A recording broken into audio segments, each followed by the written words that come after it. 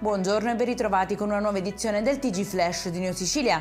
In apertura due distinte operazioni della DDA siciliana e milanese hanno portato al fermo di 11 egiziani accusati di associazione per delinquere finalizzata al favoreggiamento dell'immigrazione clandestina. Le traversate illegali venivano supportate da alcuni trafficanti libici, gestori dei luoghi in cui i migranti venivano reclusi, torturati e destinati al successivo trasferimento verso le coste italiane, ma solo dopo il pagamento della quota dovuta, che arrivava addirittura fino a 11.000 euro a migrante per ogni singolo viaggio.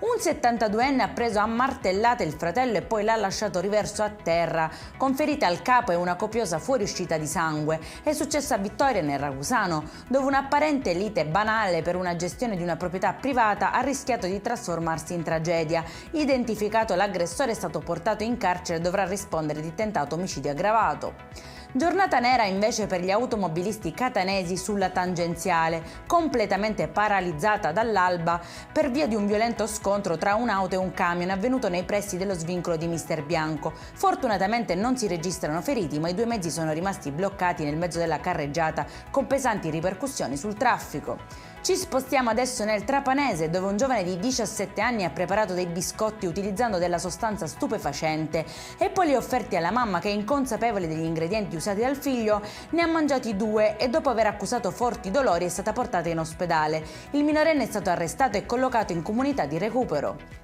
È in chiusura in manetta una baby gang in azione nel centro di Palermo, responsabile di violenti pestaggi e rapine in pieno giorno. Si tratta di soggetti tutti minorenni tranne uno e tra loro ci sarebbero anche due ragazzine. Per questa edizione è tutto, prossimo appuntamento alle 19:30. Buona giornata!